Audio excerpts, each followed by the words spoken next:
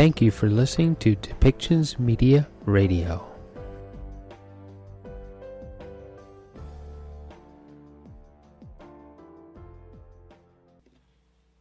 Hello to you wherever you're listening today on Tuesday, March 9th, 2021.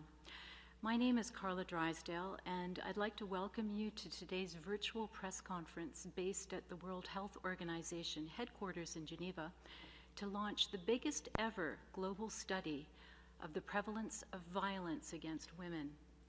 The report contains global, regional, and national estimates for intimate partner violence against women, and global and regional estimates for non-partner sexual violence against women. This press conference is in English only today, with no simultaneous interpretation. Present in the room today here in Geneva at headquarters are Dr. Tedros Adhanom Ghebreyesus, WHO's Director General, Dr. Princess Nothemba Simalela, Assistant Director General, Strategic Programmatic Priorities and Special Advisor to the Director General, will actually be joining us online today. In the room here, we have Dr. Claudia Garcia Moreno, Unit Head, addressing the needs of vulnerable populations, WHO's Department of Sexual and Reproductive Health and Research, and the UNHRP, as well as Dr. Lynn-Marie Sardinia, Technical Officer for Violence Against Women Data and Research, working in the same WHO unit as Claudia. Our online guests are Phumzile Mlambo Nguka, UN Women Executive Director, and Wendy Morton, MP, Minister for the European Neighbourhood and the Americas at the UK's Foreign, Commonwealth and Development Office.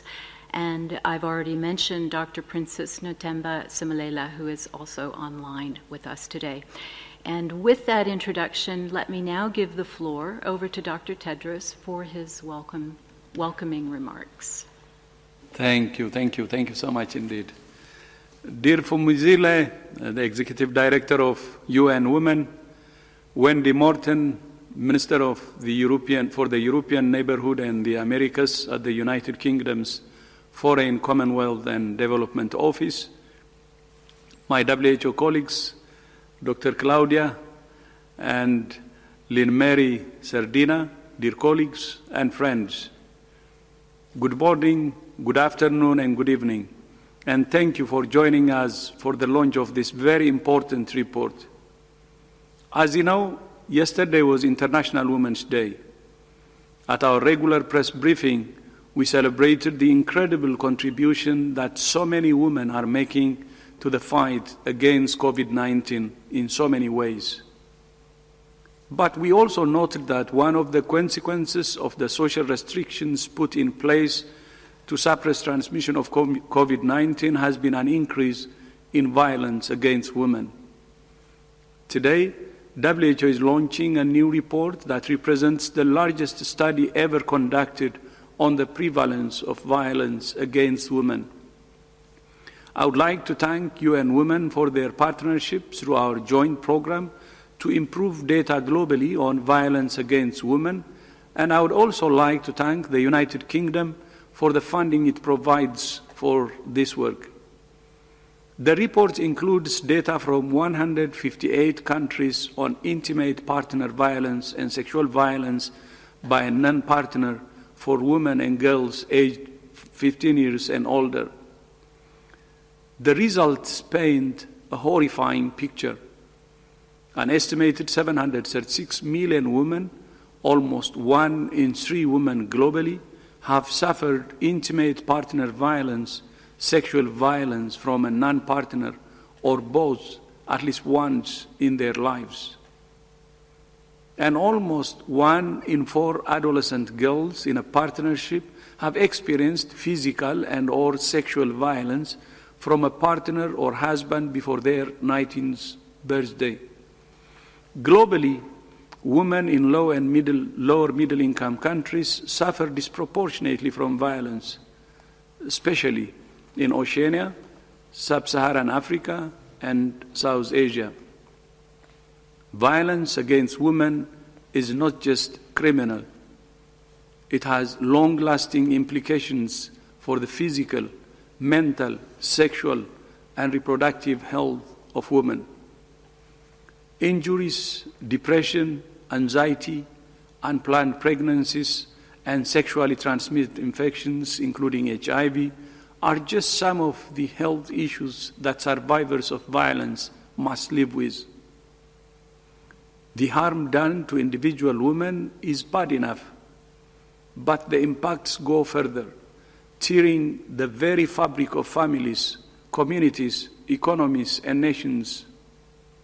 We all lose. This is an old problem, but we can change it. We know what works. We can prevent violence with legal tools by reforming discriminatory laws. We can prevent it with economic tools by strengthening women's economic rights and wages. We can prevent it with educational tools through school programs that challenge gender stereotypes, promote healthy relationships, and provide comprehensive sexuality education. We can prevent it with social tools by challenging social norms that support harmful views of masculinity and condone violence against women. And we can use clinical tools to provide quality care and support for women affected by violence. But the most powerful tool we have is ourselves. All of us can make a difference, women and men. We can all speak up to say that violence against women is never acceptable. We can all teach our kids that violence against women is never acceptable. And we can all treat the women in our lives with the respect and dignity they deserve, and that all people deserve. I thank you. And back to you. Thank you very much, Dr. Tedros, for those remarks. I'd like to turn the floor over now to Phumzile Mlambo-Nguka, Executive Director of UN Women. Go ahead, madam. The floor is yours.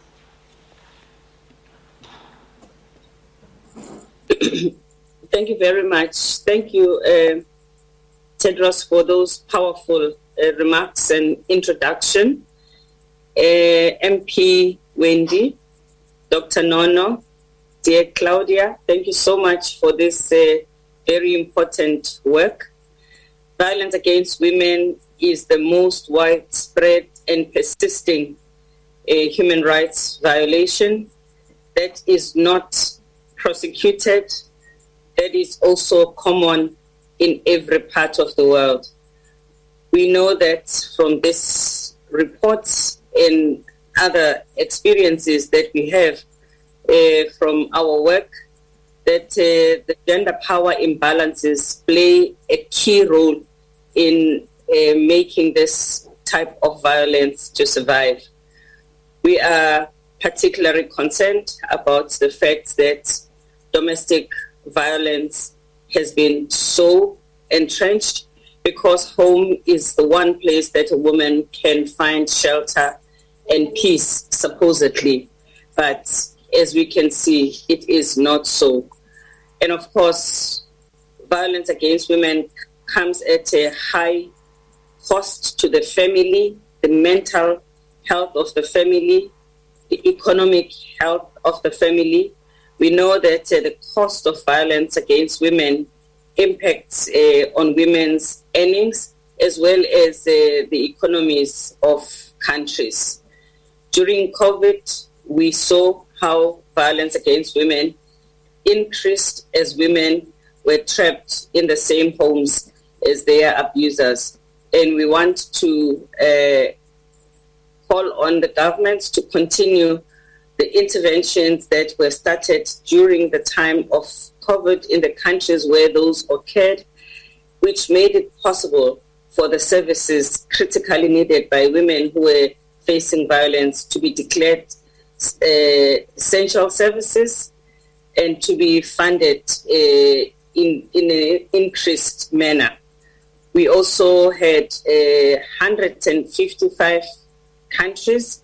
We have rather 155 countries who have now passed laws that are related to domestic violence. We continue to push ahead with that work. It's part of the work that we do in UN Women, supporting member states who are passing these laws. And 140 have legislation also on sexual harassment in the workplace. But of course, the challenge of enforcement still remains. And that is where we can all also play a role in supporting the enforcement.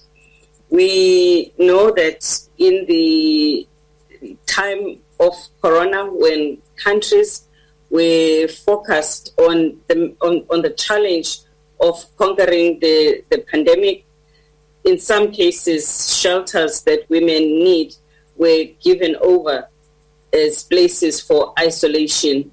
We have urged that governments made adequate means for women and not sacrifice them in the fights against the pandemic. Ourselves and WHO are partners in generation equality, which has member states, young people, private sector, individuals, and we are both responsible in the Generation Equality Action Coalition on ending violence against women. This report will be very important for this action coalition. The UK and Kenya are amongst the two governments that are leading in that action coalition. And I think we all will truly appreciate this study and will use it so that we can do evidence-based work.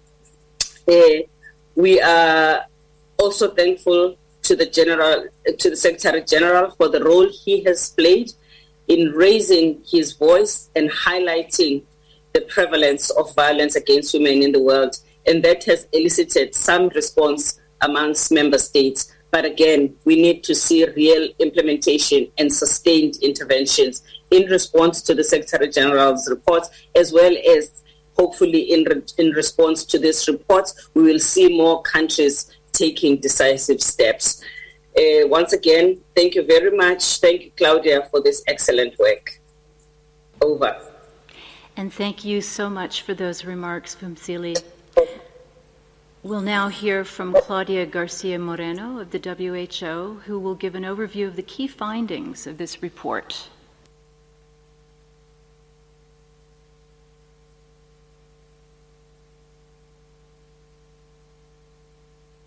Interest in this very important and sadly very persistent problem that affects so many lives globally.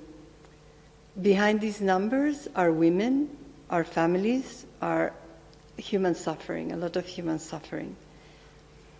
The report, as has been mentioned, is based on a very comprehensive and systematic review of all available data on the prevalence of these two forms of violence collected between 2000 and 2018. That was either publicly available or was made available to us by countries. And these are the first internationally comparable estimates during the Sustainable Development Goals reporting period. We believe they provide us with a robust baseline against which we can track progress as we move forward. The numbers are stark, and we have already heard some of the headline. I will repeat first the combined estimate for the two forms of violence that we are measuring, physical and or sexual violence in the hands of a partner or sexual violence in the hands of non-partner, remains stubbornly around the 1 in 3, 30% of women 15 years and older. The vast majority of this violence is violence by a former or current husband or intimate partner. Over 1/4 of women who have ever been partnered over the age of 15, 26% have been subjected to either physical or sexual violence by a partner at least once of their lives. And as we've heard, sadly this violence starts early, affecting already 1 in 4 adolescent girls and young women. When we look at current or recent violence, which is measured by asking in surveys about whether this happened to you in the past 12 months, we find that 16% of young women between the ages of 15 and 24 have experienced current or recent violence, so violence in the past 12 months. Globally, 1 in 7 women are experiencing violence recently or currently, 13%. But this global figure hides very stark differences between high-income countries and low and middle-income countries, where women often have limited access to the economic and the social support that they need to leave abusive relationships. The prevalence of violence, intimate partner violence, is unacceptably high everywhere. But as you will have seen and as has been noticed, there are important differences across regions and across countries. And we have around more than 30 countries where the lifetime experience of this violence is higher than the global average. It can reach higher than 30% and even as high as 52%. That means 1 out of every other woman is experiencing abusive relationships. So while intimate partner violence remains the most prevalent form of violence against women globally, also we documented that 6% of women and girls globally have been subjected to sexual violence by someone other than their husband or partner. The true prevalence of sexual violence is likely to be much higher. While we have seen more women disclosing thanks to movements like Me Too or Stop the Blame and others, the issue remains highly stigmatized and many still fear the blame and the repercussions if they speak out. I know that this report presents a very bleak picture and that the numbers are very shocking, even for those of us who, in a way, are not surprised by them, but are still shocked by them. But I also do want to highlight that there is progress. Firstly, we have almost double the number of countries than we had in our previous estimates that were published in 2013 that have at least one survey in the last 18 years measuring this form of violence. And while the data is not perfect and there is room for improvement, naming and counting the problem is often a first step for action and for dialogue at both the policy level and in society with the general public. Secondly, and has already been mentioned by Phumzile, we have around 155 countries that now have laws on domestic violence. We want to see them fully enacted. Thirdly, we know much more about how to prevent violence against women than we did even 5 years ago. And a call out to a UK government-supported initiative called What Works to Prevent Violence Against Women and Girls that in the past 5 years has supported research and rigorous evaluation of more than 18 interventions in different countries. So we now have a menu of interventions that we know are promising or effective in reducing particularly intimate partner violence, not in decades, but within years. And we need to really expand these and scale them up. Some have already been mentioned, school-based programs, community mobilization programs around changing gender norms and particularly changing norms around the acceptability of this violence, cash transfers that were not designed or intended for reducing violence against women have been shown to have an impact in reductions of violence, psychological interventions to support survivors. So we have a much bigger understanding of both what works to prevent and what do we need to do in terms of services. And we need to work hand in tandem in both prevention and ensuring that those who are already suffering these situations have access to survivor-centered services and comprehensive services, and that we have a joined-up, multi-sectoral, coordinated response. Specifically in relation to the health sector, countries in all regions have been adapting WHO guidance and tools for strengthening the health system's response. And even in high-prevalence countries like Afghanistan or the Democratic Republic of Congo, We are working closely with the Ministries of Health to develop national protocols. Thousands of healthcare providers have been trained, and clearly this is not enough and needs to go hand in hand with changing norms. At the same time, health services are often a safe place for women to go to and can be an entry point for other sources of support. In other countries, we have been able to integrate the response to violence against women into UHC packages.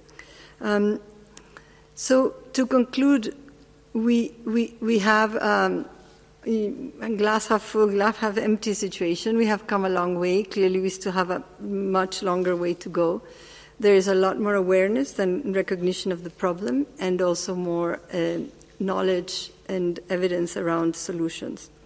We really hope that these numbers will shock us all, governments and other actors, and as the DG said, all of us, because we can all play a role, into acting with more urgency, into reaching those commitments that we have already made in our different capacities, and really accelerating action to be able to get close to achieving the Sustainable Development Goals, particularly around the elimination of all forms of violence against women and girls. Thank you.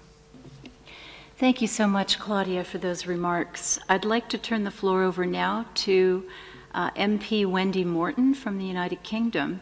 And please note that Ms. Morton will need to leave the press conference after her remarks. Over to you, Ms. Morton. You have the floor. Thank you.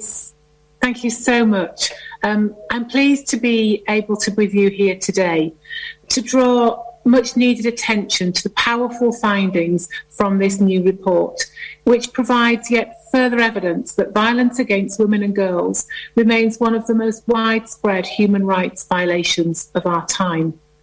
I'd like to thank the World Health Organization and UN Women for their leadership in generating this rigorous data as a global public good. It reveals the persistent magnitude of violence against women around the world. I've been deeply concerned by the surge in violence during the pandemic, including here in the UK. But as we have heard, even before COVID-19, violence was at epic levels. We know there is a risk that once the media spotlight moves on from COVID-19, some will wrongly assume that the violence has suddenly stopped. It's therefore vital that together we sustain a long-term approach to stop violence before it starts. Despite the scale of the problem, we now have rigorous evidence to show that we can prevent this violence, and it does not have to take generations. The UK-funded What Works to Prevent Violence programme has shown that interventions tackling values and behaviours at homes, schools and communities can achieve significant reductions in violence of around 50% in a few years. Building on this success, this year the UK will be launching the first ever global effort to increase implementation of proven violence prevention approaches through our What Works to Prevent Violence Impact at Scale global programme. I feel proud to be part of a government that is recognised for its global leadership on violence against women and girls. But I'm not complacent. We have a long way to go to tackle this abuse, and the UK remains steadfastly committed to working with the WHO and UN Women to eliminate violence against women and girls. That is why the UK is co-leading the new Generation Equality Global Action Coalition on gender-based violence, along with other fantastic partners. We're using this platform to drive more concerted, coordinated and scaled-up global action to address violence, sharing our evidence from what works to encourage a data and evidence-based approach. As we've already heard, the new data has reinforced the reality that adolescent girls are particularly vulnerable to higher levels and multiple forms of violence. Tackling this will be a focus of the Action Coalition. Together, we must get to the root of the issues. We have to change the way that society values women and girls, ensure they have access to quality education, health services and opportunities, and make sure that their rights are respected and realised. It's a hard task, but we know it is possible. The shocking estimates released today must serve as a further call to action for us all. But we will not be deterred by the scale of the problem. We now have the evidence that violence is preventable, and we know what approaches are effective. Together, we have the opportunity and the responsibility to translate this evidence into long-term prevention. And I'm resolutely determined that the UK will continue to play its part with others in driving down rates of violence against women and girls so that no woman has to live in fear of violence, and so every girl grows up knowing she is safe. Thank you.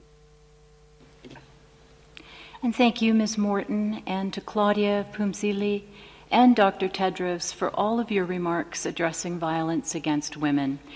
So let's now transition to questions from the media. For journalists who wish to pose a question, can I ask you to please use the raise the hand icon on your screen, and remember to unmute yourself. And please stick to one question, and let's get started. I'd like to first call on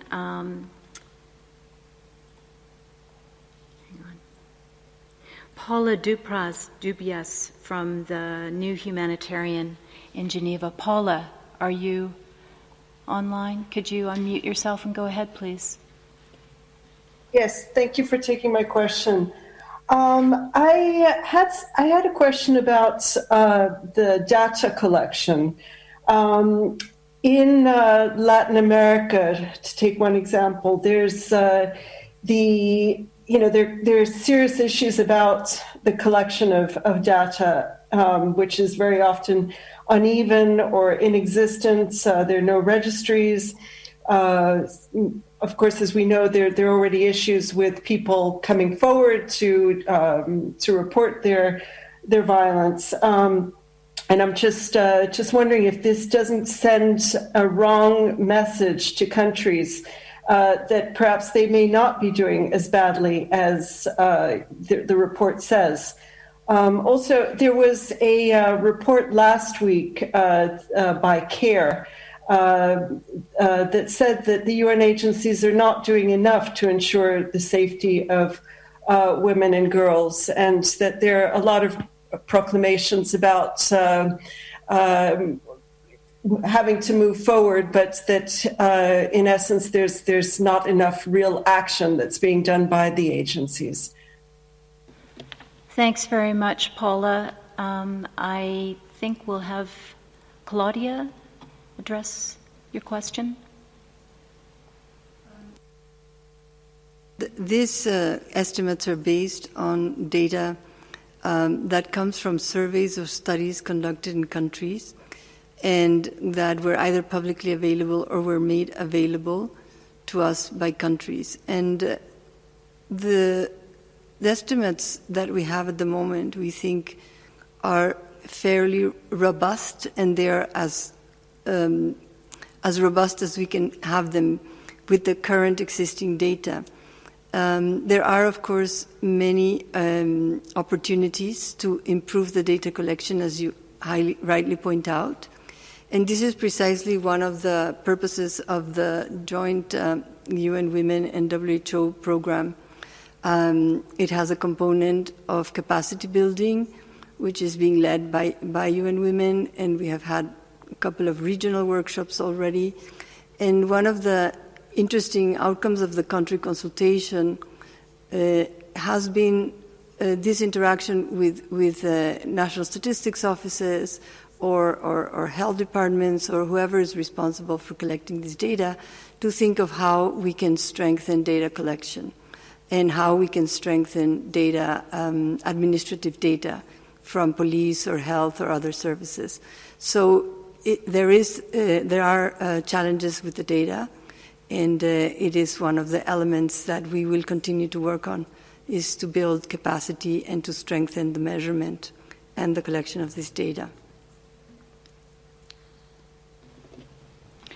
Thanks very much, Claudia. Next on the list, we have Sophie Mokena from SABC. Can you hear me? Violence against women, more commitment, more efforts in those countries. And we are hoping in the work that we're going to be doing in generation equality these are some of the countries that we're going to zero on.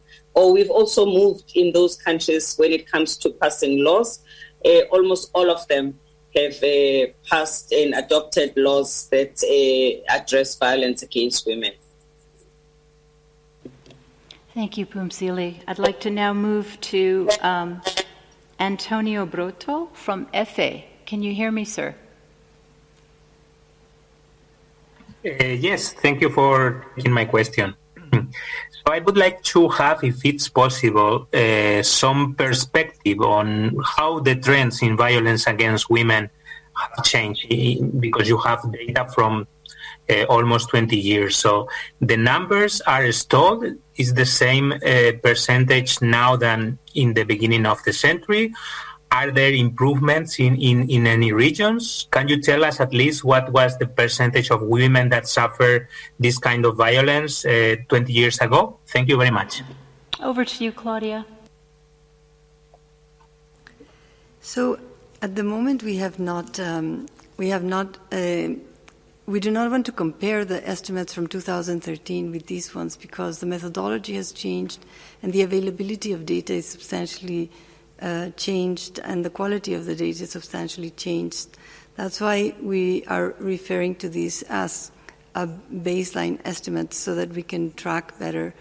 Having said that, we do have in our database around 30, even a little bit more than that, countries that have data for at least 2 data points in these past 18 years, and we will be looking at those trends. At the global level, we see that the figures are still within the margins of uncertainty that we had.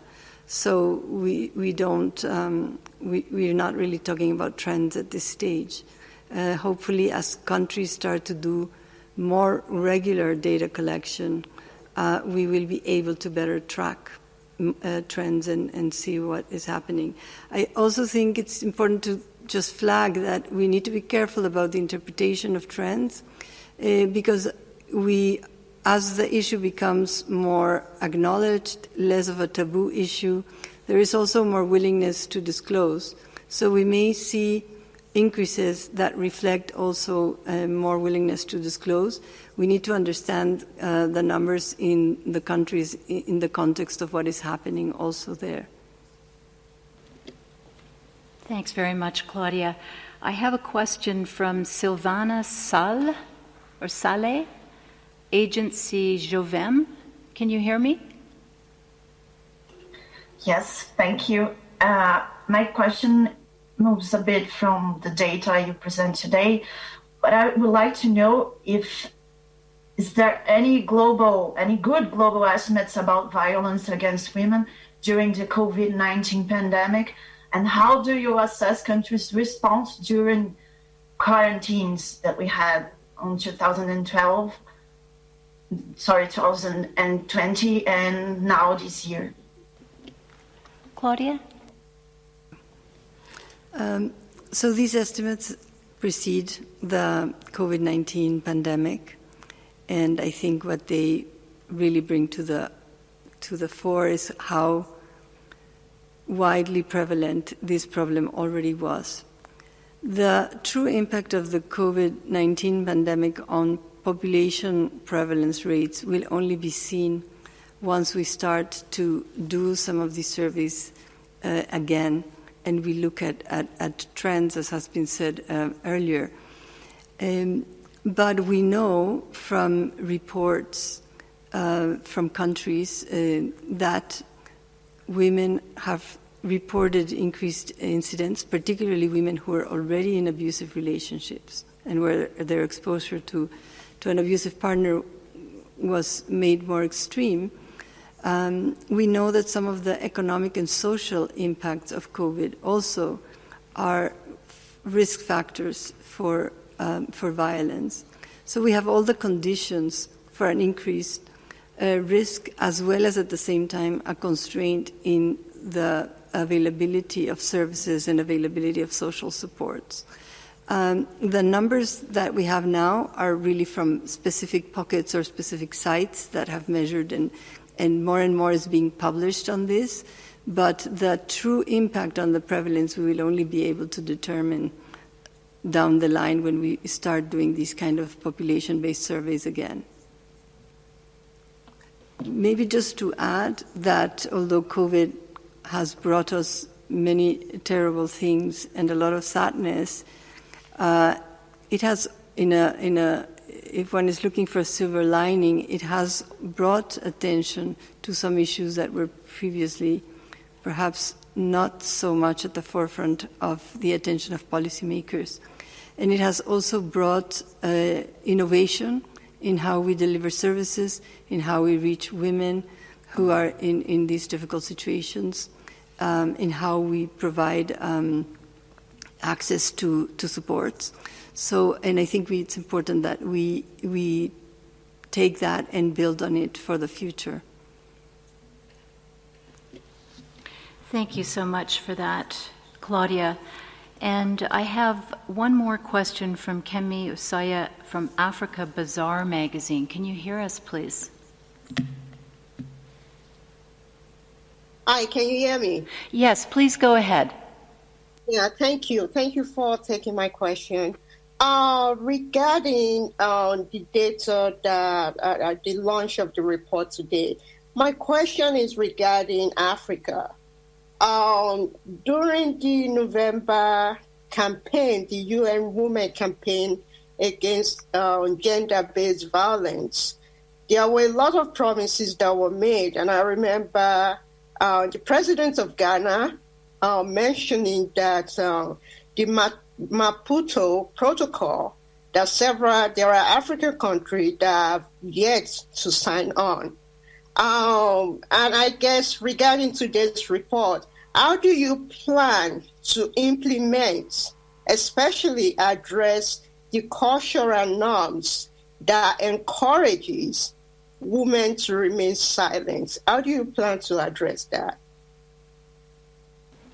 Thank you for that question. Claudia, would you like to address? And then if Phumzile would like to add, we can also do that. Go ahead. Yes, I think what I would emphasize is that prevention of violence against women really needs action at multiple levels and across different sectors and across a very wide range of actors. It's not going to be one intervention, one isolated intervention that's really going to give us a change in the population level. But as you have highlighted, the issue of changing social norms around masculinities, the issue of changing the norms around the acceptability of violence, we think is very critical. And as we said earlier, we have a broader range of interventions, from community mobilization interventions to group participatory education to school-based programs challenging gender stereotypes that are addressing this. But that needs to be also coupled with laws and policies that do not perpetuate discrimination, and not just laws on violence against women, but laws around inheritance or property rights, laws around divorce or child custody, a lot of laws that impact women's ability to lead an abusive relationship, as well as interventions around economic opportunities and economic empowerment. So we really need a joined-up action. And as you've said, we need the countries that haven't yet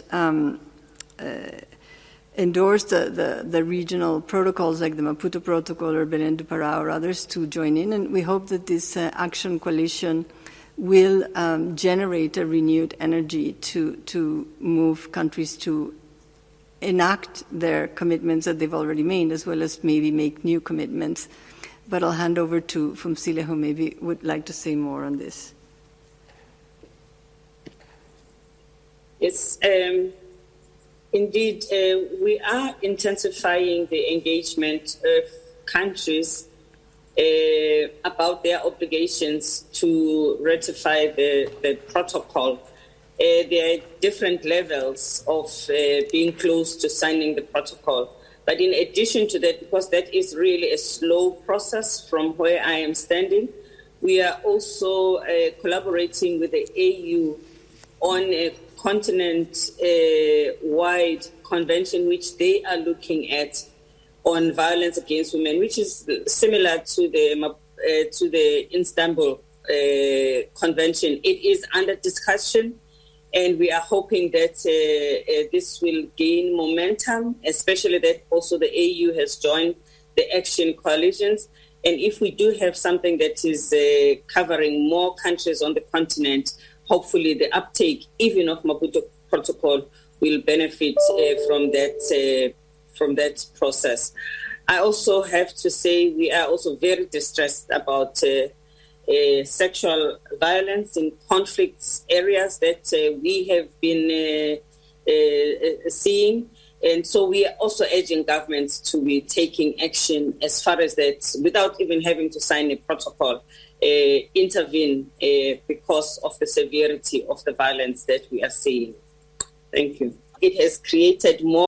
And having the society debate and discuss with them honestly and understand the harm on women who are facing these challenges is very important.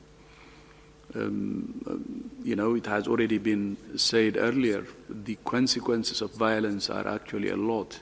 It could be depression, anxiety, and even physical harm, and you name it. So I think it should start from side-by-side community dialogue. I remember, when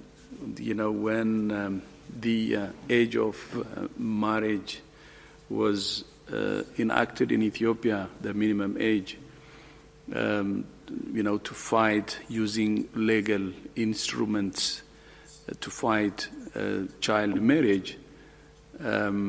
And child marriage continued because parents were cooperating, because the society was taking it as it's okay. So that's it. So we need to understand that, try to address it at its root. Without the involvement of the community or appreciation by the community and understanding that it hurts their women and their girls and that they should be part of the solution, it could be difficult to address it. Even when you have a law, you can't enforce it because it's the norm. So a comprehensive approach will be very, very important, starting from prevention, and then, of course, when it happens, including law to, take action or to punish the perpetrators. Thank you. Thank you, Dr. Tedros, for those remarks about addressing violence against women. And I'd like to also hand the floor over to Dr. Lynn-Marie Sardinia, who has an intervention. Yes, so one of the stark findings was that intimate partner violence starts early, and like Dr. Claudia and Dr. Tedros have mentioned, it's 1 in 4 adolescent girls and young women have already experienced intimate partner violence between the ages of 15 and 19 and 15 and 24, actually. And I think this highlights the need for early interventions and prevention that starts young, in its school-based preventions or preventions. So yes, I think early prevention is one of the things we need greater funding and focus on. Thank you. Thank you so much for that. We have one last question for today, and it's Maria Godoy of NPR. Can you hear us, Maria? Yes, I can hear you. Can you hear me? Yes, please go ahead. Thank you for taking my question. What I wanted to know is, what can this report accomplish right now? Does the world have the funds and commitment to address this issue in the midst of a global pandemic? Could you just repeat your question for us one more time? Yes. I'm wondering what the UN hopes that this report can accomplish at this moment, at a time when the world is in the midst of battling a global pandemic. Does the world have the funds and or commitment to address this issue at the moment? Okay, so a question about political commitment and financial resources. So I'd like to address that to Claudia and then Phumzile, perhaps Dr. Tedros as well. Claudia? It's a difficult question. I mean, clearly there are many competing priorities, but it's a circular situation. We know that violence, not doing anything about violence, also has costs. There has been estimates for some countries, for example, the UK, that it's between 1% and 2% of GDP. And that's just taking tangible costs like health services or legal services, or, it's not taking into account the costs in terms of human suffering and human lives. There's also the issue of continuation of this violence. We know that being exposed to violence growing up as a child also is associated with either perpetuating or being in an abusive relationship in later life. So everything has costs, but also not doing anything, not doing something about violence has also a huge cost, both human and social and economic. And I think that these numbers really need to juggle to sort of shake us up into the urgency of acting. And in some ways, I think that COVID-19 pandemic offers us an unfortunate and unwelcome, but still an opportunity. We are talking about rebuilding better. We're talking about new models, economic models that are not so much strongly based on inequality. So I think there is also an opportunity to rethink some of these social and health issues and some of the drivers of these social and health problems, and think how we can learn and do better. Thanks, Claudia. Phumzile, would you add something, please? No, please go ahead. Yes, I just wanted to say that, the reports and the data make us conscious, and it's important that the team continues to produce these. But I think we shouldn't forget that, these behaviors start at a young age, and that's where the investments must come in. If you're running a very comprehensive basic education curriculum, already in there, we must socialize boys to start respecting their own bodies and respecting the bodies of their mates or their schoolmates in class. There's a lot that communities can do on their own without looking at big resources, lots of resources that governments need to put in. We're struggling now with the downstream effects of having done nothing when we were bringing children up. It's our role as parents to socialize children, and boys and girls, in different ways. So already that's an investment. Then schools can deal with these things differently than other people in society, and parents must also take responsibility. You can't have a situation where parents say, oh, we don't do it, teachers must teach children about sexuality education. That is wrong, because we not taking responsibility for bringing up our own children. So I don't often believe that you need lots of money to deal with what is a societal issue that's about how do we deal with each other as people. And when we grew up, we knew that if we did something wrong, the father next door could beat me up or could, discipline me.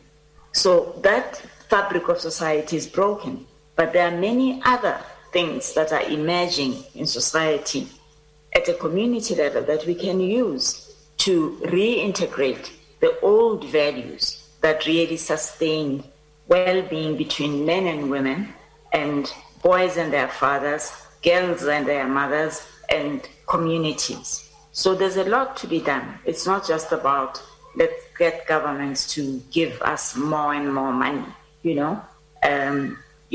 why does a man beat up his partner, and why should we then give him money to do something different? And I am simplifying it, but really and truly it's about a deeply held beliefs of what the value of the people you have in your life is. So I just want to highlight that it's not only about money and reports, it's about us as a people and how we treat ourselves, others, and those we say we love.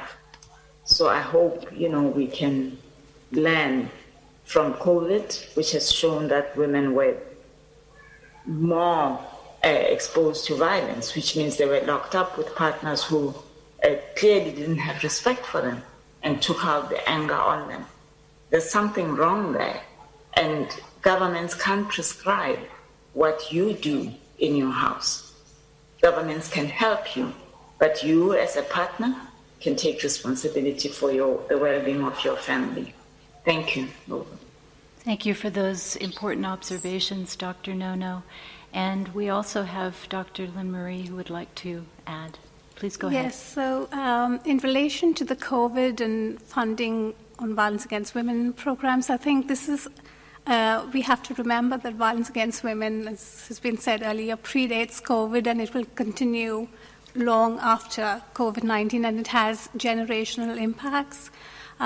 So besides COVID shining a spotlight on this, violence against women of pandemic proportions, it also has highlighted the lack of funding and the lack of support to services for women, both response services and prevention services. And given the life course impacts of violence against women on young people, but older women as well, I think it is a priority, and COVID-19 has highlighted this. Thank you. Thank you very much indeed. Phumzile, would you like to add anything? In building back better, which is what we are now talking about and engaging in as part of dealing with COVID, ending gender-based violence, which we refer to as a shadow pandemic, is part of the package. So when we're talking about the resources being scarce and dealing with the reconstruction as a necessity to overcome the impact of the pandemic, gender-based violence is part of what needs to be addressed as we come out of the pandemic. And we do need to actively, including the media, lobby and make sure that gender-responsive building back better is what this is about. Because if we're going to build back better and neglect the issues that have affected women who we already say have been affected disproportionately, this will be building back badly. So it's an integral part of building back better to pick on these gender-inclined injustices that have been exposed by the pandemic. In generation equality also, we are taking on the fundraising for more work to be done on this, but we are really wanting to see that national governments also take this as part of their reconstruction, just like they'll be rebuilding back their economies, rebuilding back their digital infrastructure. Fighting for ending gender-based violence is part and parcel of that scenario. Thank you. Thank you, Phumzile. And I'd like to come to the end of this briefing, but before I do, I'll hand the floor back to Dr. Tedros for final remarks. Yeah, thank you. Thank you so much. Maybe instead of final remarks, I'd like to comment on the last question. And in agreement with what our colleagues said. The pandemic has actually exposed the serious problems that our world has. The level of poverty, the level of inequality, and the damage on our planet, the climate change, and violence against women. Almost all indicators were found to be worse than what we used to even think. So it has shown us that our problems are really deep. And for that, as Fumizile said, what the world is saying now is we have to build back better. And in building back better, it has to be comprehensive, meaning it should, we don't have a choice between this and that. The major challenges that we have, they have to be addressed together. So in building back better, I think this should be one of the major areas so violence could stop. And even to address this, I have said it in my speech, we need to have economic tools, we need to have educational tools, we need to have social tools, we need to have clinical tools, and also above all, there should be ownership by the whole society and treat it as such. So it will not be a choice like I think Claudia said between this and that. We need to have a comprehensive approach to address the major challenges that we have as a society. Thank you, Carla, and back to you. Thank you, Dr. Tedros, for those remarks. So we've now had a good hour together, and we've come to the end of questions from journalists today. Let me remind you that the audio files and the remarks of the Director General will be sent after this briefing. The press release to launch this report on violence against women estimates has also been posted online at www.who.int since the embargo has now been lifted. And in that press release, you'll also find a link to the full report.